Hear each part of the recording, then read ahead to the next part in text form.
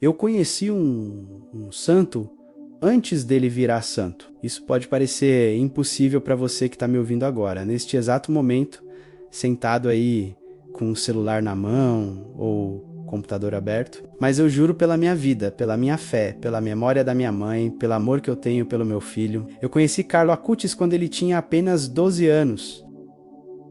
E naquela tarde ensolarada de outubro, numa conversa que durou apenas 15 minutos, ele me disse algo que só faria sentido completo 15 anos depois. Algo que, na época, me pareceu apenas a frase bonita de uma criança precoce, mas que se revelou com o tempo como a profecia mais precisa que alguém já fez sobre a minha vida.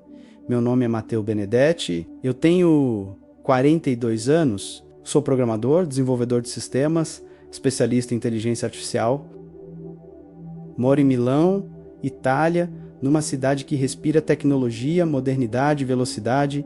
Eu vivo de lógica pura, de algoritmos que precisam funcionar, de linhas de código que ou estão certas ou estão erradas.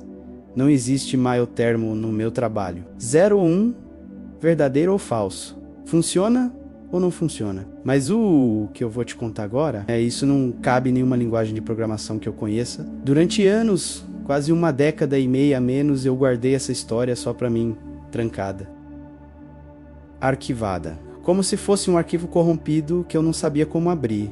Eu tinha medo de parecer louco. Medo de que as pessoas rissem. Medo de que ninguém acreditasse que aquele menino, aquela conversa breve, pudesse ter tido tanto peso na minha vida. Mas depois que Carlo foi beatificado, em 2020, depois que o mundo inteiro começou a falar dele, depois que eu vi aquele rosto que eu conheci pessoalmente, menos aquele sorriso, aqueles olhos tranquilos estampados em milhões de telas, de santinhos, de páginas de internet, eu percebi que não era mais hora de ficar calado. Porque o que Carlo me disse naquela tarde não foi só para mim. Foi para você também, foi para aquela pessoa que você conhece e que está no fundo do poço. Agora, foi para todo mundo que ainda acha que consegue controlar a vida sozinho. Eu não fazia ideia de que aquela conversa de 15 minutos com um menino de 12 anos, num dia comum, numa calçada movimentada, perto do Duomo, mudaria o resto da minha vida. E muito menos que anos depois eu estaria aqui, contando isso para você, do outro lado dessa tela, com a voz embargada e o coração apertado. Mas antes de te contar sobre aquele dia, eu preciso te contar quem eu era, porque só assim você vai entender o tamanho da transformação. Vou ser completamente honesto com você, irmão, irmã. Quando eu era jovem, eu não era de igreja, não era de rosário, não era de missa, não era de nada disso. Minha família era católica, sim, católica de tradição, como a gente diz aqui na Itália. Sabe como é? No batismo, quando você nasce, primeira comunhão aos 7 anos, crisma na adolescência, casamento na igreja quando chegar a hora, tudo bonitinho, tudo arrumado. Tudo seguindo o protocolo social e cultural. Mas Deus mesmo, presença viva de Deus, intimidade com o sagrado, conversa real com o Criador do Universo, isso não existia lá em casa. Minha mãe, Deus a abençoe, era uma mulher boa, trabalhadora, honesta. Ela me levava à missa de vez em quando, especialmente no Natal, na Páscoa, em algum aniversário de morte de parente. Eu ia porque ela pedia, mas eu ficava lá, de pé, sentado, de joelhos, levantando, sentando de novo, repetindo respostas automáticas que eu nem entendia direito. Amém, graças a Deus, glória a vós, Senhor, palavras vazias, sons sem significado. Aquilo para mim era protocolo, era tradição, era educação, era chato. Eu olhava para o padre falando lá na frente e pensava, esse cara realmente acredita nisso?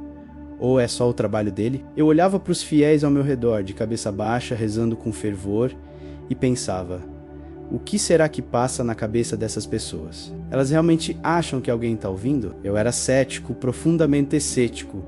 E olha, eu não era arrogante. Eu não era daqueles ateus militantes que ficam atacando religião na internet, não. Eu simplesmente não ligava. Para mim, Deus era uma ideia bonita, um conceito filosófico, útil para algumas pessoas que precisavam de conforto, de esperança, de explicação para coisas que a ciência ainda não tinha resolvido. Mas para mim, para um cara que trabalhava com tecnologia, com lógica pura, com sistemas que ou funcionavam ou não funcionavam, Deus era irrelevante. Eu tinha 27 anos em 2006, recém-formado em ciência da computação pela Universidade de Milão. Eu tinha conseguido um emprego numa startup pequena, mas promissora aqui na cidade. A empresa trabalhava com desenvolvimento de softwares empresariais, sistemas de gestão, automação de processos.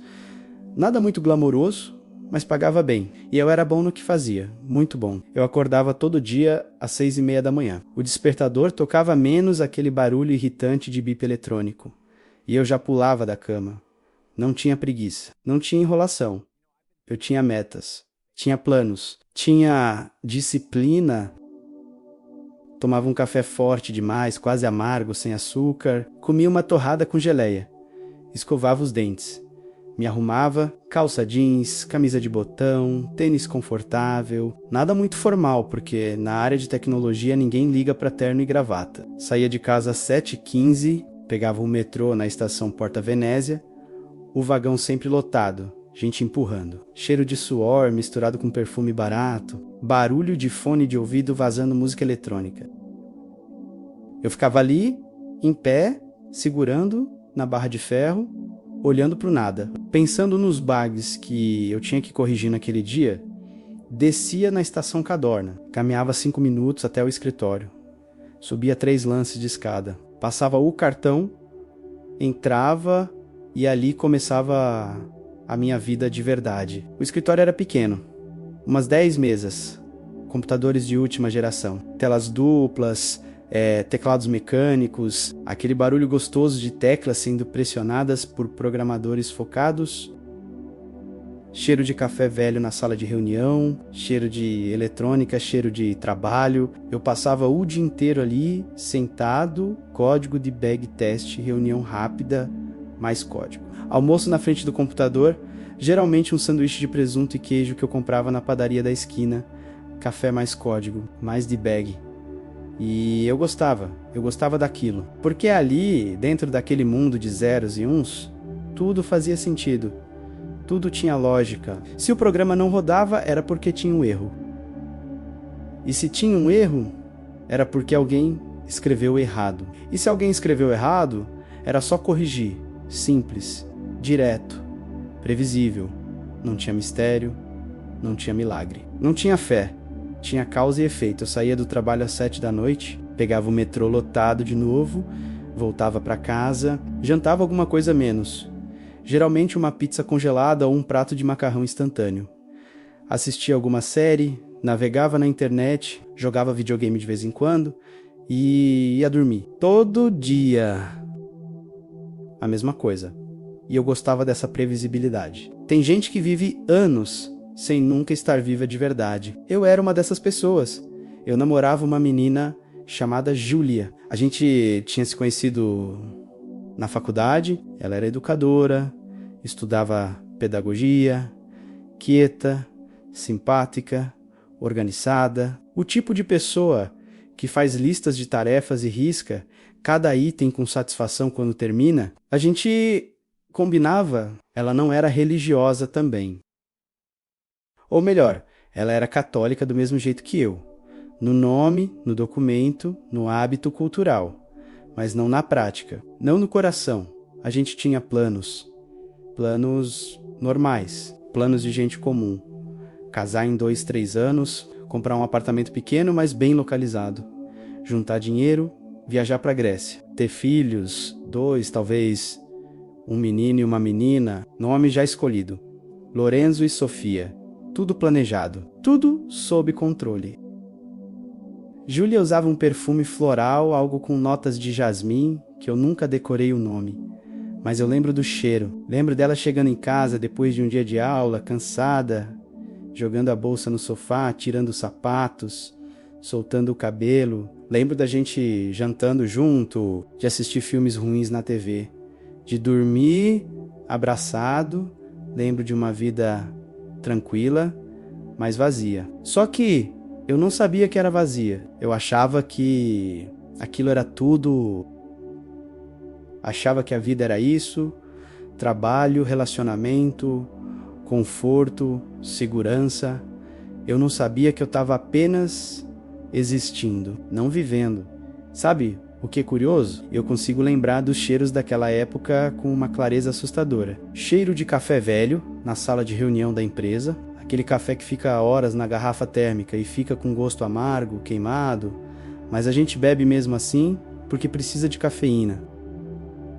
Cheiro de desinfetante no vestiário da academia onde eu malhava 3 vezes por semana.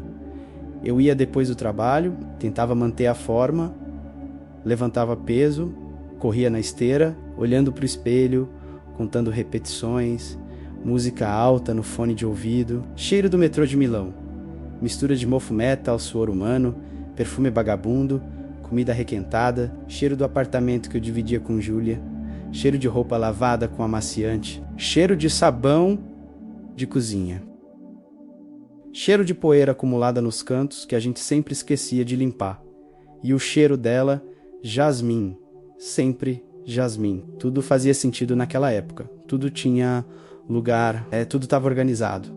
Eu era o dono da minha vida, ou pelo menos eu achava que era. E foi exatamente nessa vida controlada, nessa rotina blindada de códigos e certezas, nessa falsa sensação de que eu tinha tudo sob controle, que Carlo Acutis entrou e ele nunca mais saiu. Sábado, 14 de outubro de 2006, eu lembro da data, não porque eu anotei, não porque era alguma data especial, mas porque anos depois, quando fui pesquisar sobre Carlo, eu descobri que foi exatamente uma semana antes dele receber o diagnóstico de leucemia. Uma semana ele ainda não sabia. Eu não sabia, ninguém sabia. Mas talvez ele já sentisse algo. Enfim, era sábado, mas eu tinha ido até o escritório.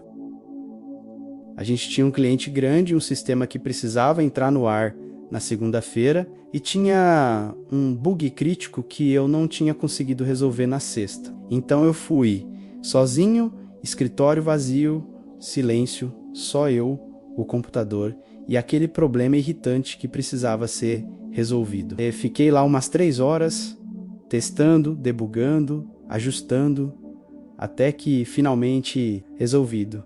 Salvei o projeto, fiz commit no repositório, desliguei o computador. Saí, quando pisei na rua o sol estava forte. Outubro em Milão pode ser lindo, o céu estava limpo, aquele azul meio lavado, quase pálido, mas bonito. O ar estava frio, mas não desagradável. Aquele frio gostoso de outono que faz a gente querer caminhar, respirar fundo, sentir a cidade. Eu olhei para o relógio 3h20 da tarde. Julia tinha saído com as amigas. Eu não tinha nada para fazer. Pensei em ir para casa, mas aí decidi, vou caminhar. Vou passar pela Piazza del Duomo, vou tomar um gelato, vou desacelerar um pouco. Então caminhei pela Via Torino, gente para todo lado, turistas tirando foto, vendedores ambulantes oferecendo bugigangas, músicos de rua tocando violino, cheiro de castanha assada, cheiro de pizza saindo das tratorias, som de buzina, som de risadas, som de vida. Eu gostava daquela agitação, me fazia sentir parte de algo maior. Cheguei na Piazza del Duomo, a catedral enorme, imponente, gótica, com aquelas torres que parecem tocar o céu. Eu passei por ali todo dia, mas naquele dia, sei lá, parei. Olhei, realmente olhei, e foi aí que eu vi minha mãe. Ela estava saindo da igreja de Santa Maria Segreta, uma igrejinha pequena, discreta, ali perto do Duomo, nem todo mundo conhece, mas minha mãe gostava de ir lá. Ela dizia que era mais silenciosa que a catedral, mais íntima. Ela vinha acompanhada de uma outra senhora, mais ou menos da mesma idade dela, menos 60 e poucos, cabelo curto, roupa simples, sorriso largo, e ao lado dessa senhora um menino, cabelo castanho bem cortado, penteado para o lado, jeans escuro, camiseta branca simples, lisa, tênis Nike gasto, daqueles que você usa todo dia e acaba ficando meio desbotado. Mochila nas costas, uma mochila escolar azul, com um zíper vermelho. Ele parecia ter uns 12, 13 anos. Nada de especial à primeira vista. É só mais um garoto, mas tinha algo no jeito que ele caminhava. Tranquilo, sem pressa. Como se ele não tivesse para onde ir. Como se ele já estivesse exatamente onde precisava estar. Minha mãe me viu e acendeu. Mateu, que surpresa! O que você está fazendo aqui? Eu me aproximei. Oi, mãe. Fui resolver um problema no trabalho. Tô voltando para casa. Que bom. Vem cá. Vem conhecer a Antonia. A gente se conheceu na missa agora há pouco. Ela é muito querida. A mulher sorriu. Estendeu a mão. Prazer, Mateus. Sua mãe falou muito de você. Prazer, eu disse, apertando a mão dela.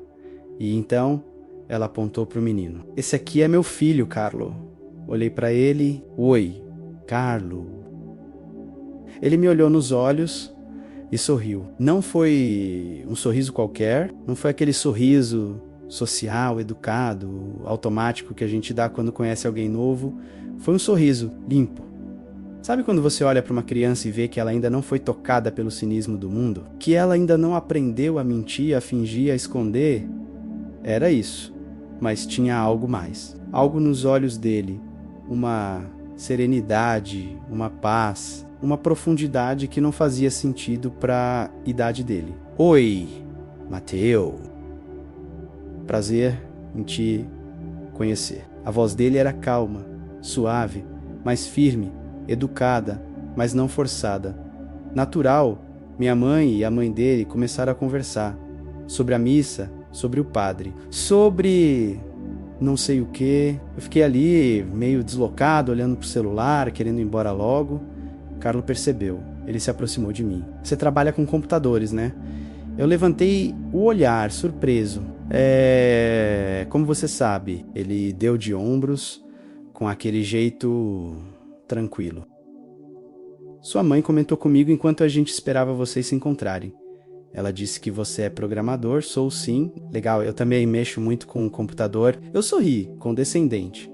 Tipo, claro, você deve jogar Minecraft, né? É mesmo. Você joga videogame? Ele riu. Um riso baixo, quase tímido. Não muito não. Eu não tenho muito tempo para isso. Eu faço sites. Eu pisquei, sites... eu tô montando um catálogo de milagres eucarísticos. Já tem quase 100 cadastrados.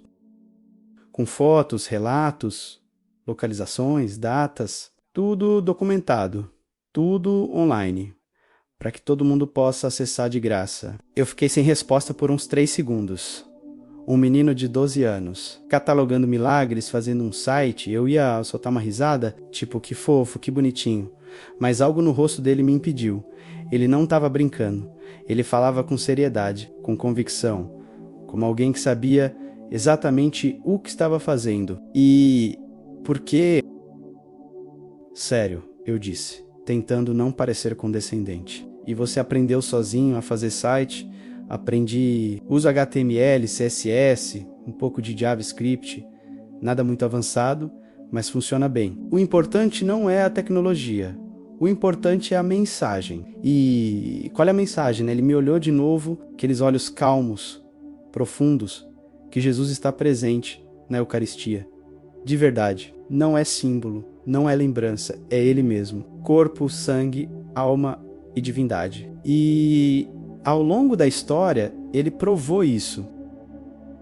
Centenas de vezes, com milagres, hóstias que viraram carne humana, vinho que virou sangue humano, tudo documentado, tudo analisado pela ciência.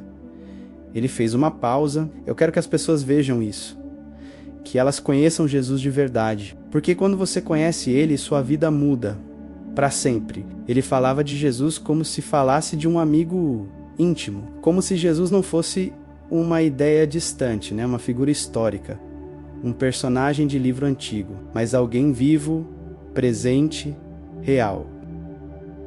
Aquilo me incomodou.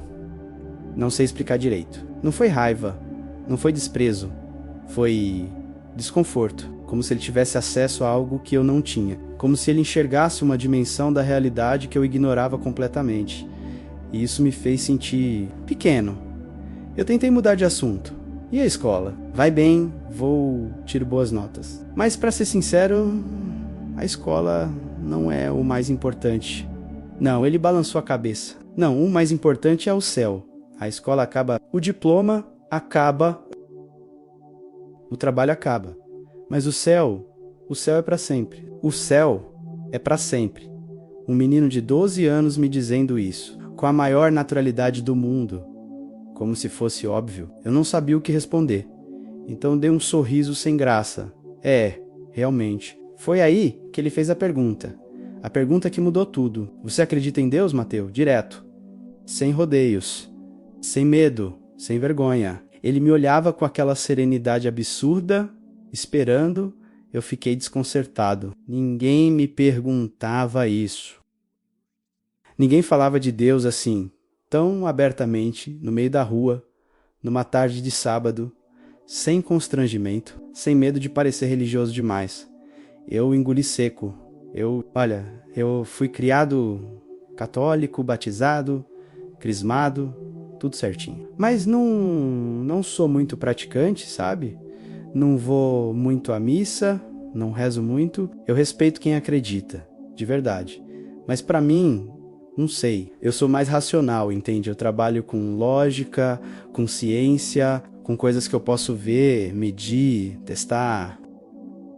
Eu esperava que ele ficasse chateado ou que me julgasse, mas ele não fez nada disso. Ele apenas assentiu, devagar, com compreensão. Entendo, ele disse, com aquela voz tranquila. Mas um dia, Mateu, você vai precisar de algo que a lógica não consegue dar. Eu franzi a testa. Como assim? Ele respirou fundo. E continuou, devagar, escolhendo cada palavra com cuidado. A gente acha que controla tudo, né? Que se a gente estudar o suficiente, trabalhar o suficiente, planejar o suficiente, se preparar o suficiente, a vida vai ser do jeito que a gente quer. Que a gente pode evitar o sofrimento. Que a gente pode evitar a dor. Que a gente pode evitar a perda. Ele fez uma pausa. Mas não pode... Um dia, alguma coisa vai acontecer que você não vai conseguir resolver sozinho. Algo que nenhum código vai consertar, nenhum algoritmo vai explicar, nenhum planejamento vai evitar. Ele me olhou fundo nos olhos e, nesse dia, Mateu, você vai precisar dele e ele vai estar lá, esperando, como sempre esteve. Silêncio, o barulho da praça sumiu por um instante. As vozes, as buzinas, os passos, tudo sumiu. Só eu e aquele menino e aquela frase. Um dia, alguma coisa vai acontecer que você não vai conseguir resolver sozinho. Eu não sabia o que responder. Naquele momento, minha mãe e a mãe dele terminaram a conversa. Bom, Mateu, a gente precisa ir menos... Minha mãe disse. Carlos estendeu a mão para mim. Foi muito bom te conhecer, Mateu. Vou rezar por você. Eu apertei a mão dele, pequena, firme. Valeu, Carlos, obrigado. Eles foram embora. Eu fiquei ali parado, no meio da Piazza del Duomo, vendo aquele menino se afastar com uma mochila azul nas costas. E aquela frase ecoava, ecoava, ecoava. Um dia, alguma coisa vai acontecer que você não vai conseguir resolver sozinho. Ele tinha 12 anos, mas falava como se tivesse vivido 1000 vidas, como se ele já soubesse de algo que eu levaria uma década inteira para descobrir. Eu não pensei muito naquilo nos dias seguintes, ou melhor, eu tentei não pensar, mas a frase voltava, de vez em quando. Sem aviso, eu estava no escritório debugando um código e de repente a voz dele. Um dia, alguma coisa vai acontecer que você não vai conseguir resolver sozinho. Eu estava no metrô, voltando para casa, olhando pela janela e de repente o rosto dele. O sorriso, a serenidade. Eu estava jantando com Júlia, conversando sobre o dia, e de repente, a pergunta dele, você acredita em Deus, Mateu? Eu sacudia a cabeça. Voltava para o presente. Fingia que nada tinha acontecido, mas algo tinha mudado. Pequeno, quase imperceptível, mas tinha... Outubro de 2006 virou novembro. Novembro virou 10. O Natal chegou, Ano Novo, janeiro, fevereiro, a vida voltou ao normal. Trabalho, Júlia, academia, código, café, metrô. A rotina me engoliu de novo. Carlo virou uma memória distante. Uma tarde estranha. Encontro breve, até que outubro de 2007, era uma segunda-feira, início de outubro, eu estava no escritório, focado, trabalhando numa funcionalidade nova. Meu celular tocou, minha mãe, eu atendi. Oi, mãe. Ela estava chorando, Mateu. Você se lembra daquele menino que a gente encontrou ano passado? O Carlo, meu coração apertou, sem eu entender por quê. Lembro por quê. Silêncio do outro lado. E então, ele morreu, filho. Eu travei. Como assim, mãe? Leucemia. Foi muito rápido. Descobriram há poucos meses. Ele fez tratamento, mas não adiantou. Ele morreu ontem, tinha só 15 anos. Eu desliguei o telefone e fiquei ali, sentado, olhando para a tela do computador. Mas, não vendo nada, 15 anos, um menino que falava de céu, de eternidade, de Deus como se o conhecesse pessoalmente. Morto com 15 anos. Eu não consegui trabalhar no resto do dia. Saí mais cedo, peguei o metrô, fui para casa. Júlia percebeu que algo estava errado. Tá tudo bem? Um menino que eu conheci morreu. Nossa, sinto muito. Era próximo? Não, a gente só conversou uma vez, mas eu parei. Não sabia como explicar. Minha mãe me disse que o velório seria na quarta-feira, na Basílica de San Siro, ali perto de onde a família dele morava. Eu pensei em ir, mas não fui. Eu me convenci de que não fazia sentido. Eu mal conhecia o menino. Eu ia fazer o que lá? Consolar a mãe dele. Eu nem sabia o que dizer. Então não fui. E durante anos, eu carreguei um peso silencioso por não ter ido. Porque parte de mim sabia. Sabia que aquele encontro tinha sido importante. Sabia que aquela conversa tinha plantado algo em mim. Sabia que ele tinha rezado por mim. E eu nem fui me despedir. Os anos passaram. 2011, eu e Júlia nos casamos em 2009. Cerimônia pequena. Igreja sim, mas mais por tradição do que por fé. Festa simples. Lua de mel em Santorini, Grécia. Nosso filho nasceu Lorenzo Benedetti. Olhos azuis como os da mãe. Cabelo preto como o meu. Eu chorei quando segurei ele pela primeira vez. Não de alegria espiritual, mas de alívio, de realização. De conseguir, fiz certo. Tô seguindo o plano. A vida continuou. Trabalho, promoção, salário melhor, apartamento maior, carro novo, tudo encaixando, tudo sob controle. Eu ainda pensava em Carlo de vez em quando, principalmente em outubro, aniversário da morte dele. Eu lembrava do rosto, da voz, da frase, mas era só isso, uma lembrança. Até que 2020 chegou. A vida não avisa quando vai te quebrar, ela só chega e quebra. Você lembra? Todo mundo lembra. Eu vi D19, março de 2020. A Itália foi um dos países mais atingidos no início.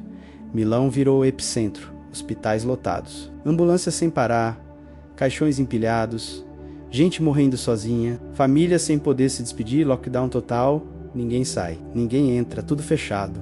Eu fui demitido em abril. A startup onde eu trabalhava não aguentou a crise. Cortes, demissões em massa.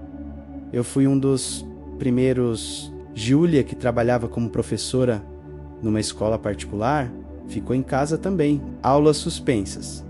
Lorenzo, com 9 anos, sem poder sair, sem escola, sem amigos, trancado no apartamento, e a gente começou a desmoronar, sem dinheiro entrando, contas acumulando, ansiedade crescendo.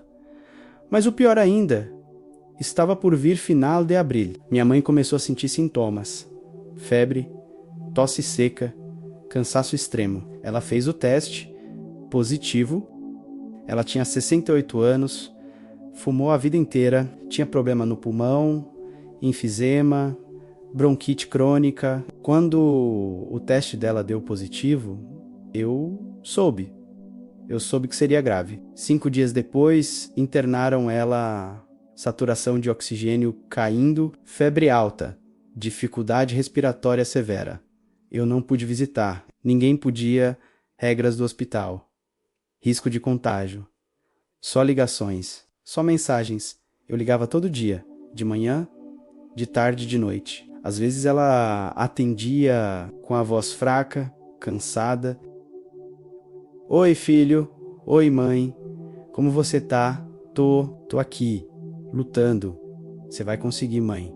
Você é forte, eu tô tentando, filho. Tô tentando, né? E às vezes ela não atendia. E eu ligava pro hospital e a enfermeira dizia: ela tá dormindo. Tá sedada, a gente tá monitorando. E eu desligava e ficava ali no sofá, olhando pro celular, esperando a ligação que eu mais temia. Eu passei noites inteiras acordado, deitado na cama. Júlia dormindo do meu lado. Lorenzo dormindo no quarto dele.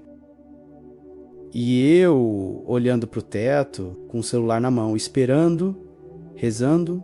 Não, eu não sabia rezar, apenas. Esperando e sentindo algo que eu nunca tinha sentido antes na vida. Impotência absoluta. Eu, que sempre tive controle, que sempre resolvi problemas, que sempre encontrei soluções. Não conseguia fazer nada.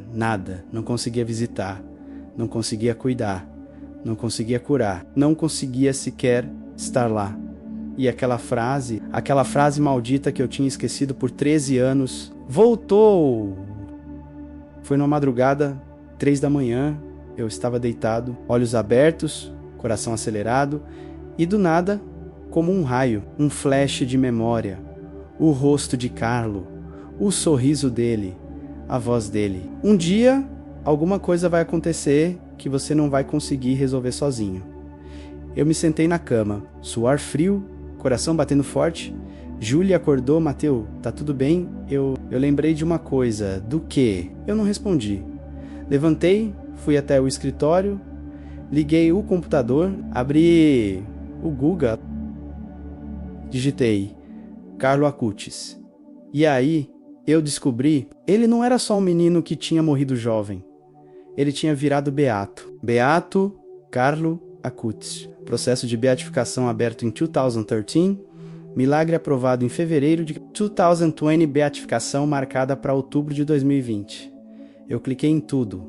Artigos, vídeos, documentários, vi o corpo dele exposto, incorrupto, vi depoimentos de pessoas que o conheceram, professores, amigos, catequistas, padres, todos dizendo a mesma coisa. Ele era diferente. Ele amava a Eucaristia como ninguém, ele ia à missa todo dia, ele confessava toda semana, ele rezava o terço, ele ajudava os pobres, ele evangelizava pela internet, ele sabia que ia morrer e ofereceu tudo pelo Papa, pela igreja, por conversões. Eu vi uma entrevista com a mãe dele, ela contava que quando ele soube que tinha leucemia, ele não chorou, não reclamou, ele apenas disse: eu ofereço isso pelo Papa e pela igreja. E quando a dor ficou insuportável, ele dizia: Jesus, eu sofro por ti. Eu comecei a chorar. Ali sozinho, no meio da madrugada, na frente do computador, eu chorei. Chorei como eu não chorava desde criança, porque eu percebi que Carlo tinha rezado por mim, 13 anos atrás. Ele disse que ia rezar, e ele rezou. E continuou rezando, mesmo depois de morto. E agora que minha mãe estava morrendo, agora que eu estava de joelhos, agora que eu não conseguia resolver sozinho, ele voltou. Não por acaso, por providência. Eu não sabia rezar, mas eu precisava tentar. Ajoelhei no chão do escritório, mãos juntas, olhos fechados, e falei, em voz alta: Deus, eu não sei se tu estás aí, eu não sei se tu me ouves. Eu passei a vida inteira ignorando tudo isso, ignorando você, mas minha mãe tá morrendo. E eu não consigo fazer nada. Minha voz falhou e aquele menino, o Carlo, ele me disse que um dia eu ia precisar de você. E ele tinha razão. Ele tinha razão, Deus. Eu preciso muito... Respirei fundo, tremendo, se tu existir. Se tu estiver me ouvindo, por favor, salva minha mãe. Não pela minha fé, eu não tenho fé, mas pela fé dele. Pelo Carlo, ele acreditava. Ele te amava. Então, por favor, escuta ele, não a mim. E então, eu disse algo que nem sei de onde veio, Carlos. Se você está no céu, se você pode ouvir, reza por ela, reza pela minha mãe, por favor. Eu sei que eu não mereço, mas ela merece, por favor. Fiquei ali, ajoelhado. Por quanto tempo, não sei. Não vi luz, não ouvi voz, não senti nada milagroso, mas algo mudou. O peso saiu, a angústia diminuiu. Uma paz pequena, tímida, frágil entrou e pela primeira vez em semanas eu consegui dormir. 2 dias depois. O hospital ligou, ela tinha melhorado, saturação subindo, febre controlada, respiração estabilizando. 4 dias depois tiraram a sedação, ela acordou. 1 semana depois, alta. Os médicos disseram que foi sorte, que o organismo dela respondeu bem, que ela teve forças, Gia comemorou, Lorenzo pulou de alegria. E eu fiquei quieto, porque eu sabia, não foi sorte, foi resposta. Tem orações que Deus responde em silêncio, mas a resposta grita dentro da alma. Depois disso eu não consegui mais viver como antes. Comecei a ir à missa. Todo domingo, depois todo sábado também, depois até durante a semana. No começo meio perdido, meio travado, sentado no fundo observando, mas aos poucos aquilo começou a fazer sentido. A Eucaristia. O pão que vira corpo, o vinho que vira sangue. Eu lembrava do site de Carlo, dos milagres que ele catalogou e pensava, ele sabia, ele sempre soube. Voltei a trabalhar. Outro emprego, outra empresa, mas com outra mentalidade. Comecei a rezar todo dia, de manhã, antes de dormir. No metrô, no trabalho, rezas de coração, conversas com Deus. E ele começou a responder, não com milagres espetaculares, mas com paz, com clareza, com presença. Júlia percebeu, você está diferente, Mateu. Eu sei. Eu tô voltando para casa. Lorenzo me viu rezando uma noite e perguntou, pai, você está falando sozinho? Eu ri. Não, filho, eu tô falando com um amigo, que amigo? Jesus, ele responde, sempre, outubro de 2020. Assis, Itália, Carlo Acutis foi beatificado, eu assisti pela internet. Junto com milhões de pessoas ao redor do mundo, vi o corpo dele exposto, incorrupto, com jeans e tênis. Como ele gostava, vi o rosto que eu conheci pessoalmente. O sorriso que nunca esqueci. E chorei. Chorei de gratidão, de alívio, de alegria, porque eu entendi tudo. Aquele encontro de 15 minutos, 15 anos atrás, não foi acaso. Foi providência divina. Deus colocou um santo no meu caminho, antes mesmo de eu saber que eu precisava de um... E aquela frase, um dia alguma coisa vai acontecer que você não vai conseguir resolver sozinho, não foi aviso, foi promessa. Promessa de que, quando esse dia chegasse, eu não estaria sozinho. Se você está ouvindo isso agora, irmão, irmã, eu não acredito que seja por acaso. Eu acredito que Deus colocou essa história no seu caminho hoje porque você precisa ouvir isso. Talvez você seja como eu era, cético, racional, no controle, achando que consegue resolver tudo sozinho. Talvez você esteja passando por algo agora que te faz sentir impotente, doença, perda, crise, vazio. Talvez você tenha se afastado de Deus ou nunca tenha se aproximado. Eu quero te dizer uma coisa. Deus está esperando você. Ele sempre esteve, ele nunca foi embora. Você que se afastou. Mas ele ficou esperando com os braços abertos. E quando você voltar, quando você pedir ajuda, quando você se ajoelhar e disser, Deus, eu preciso de você, ele vai responder. Pode não ser do jeito que você espera. Pode não ser no tempo que você quer. Mas ele vai responder, Carlo Acutis morreu com 15 anos, mas ele continua vivo, no céu, na presença de Deus, intercedendo por nós. Se você tiver um pedido, uma dor, uma luta que você não consegue vencer sozinho, pede intercessão dele. Reza assim, Beato Carlo Acutis, você que amou Jesus na Eucaristia, que viveu com alegria e santidade, mesmo sendo tão jovem, interceda por mim. Apresenta meu pedido a Jesus. Eu confio em Deus. Amém. E espera com fé, com confiança, porque ele ouve. E ele reza: se essa história mexeu com você, não guarda só pra você. Compartilha. Manda para aquele amigo que tá precisando de esperança. Não por vaidade, mas porque isso ajuda essa mensagem a chegar em mais gente. E nos comentários, me conta. Qual é a tua luta agora? Pelo que você quer que eu reze?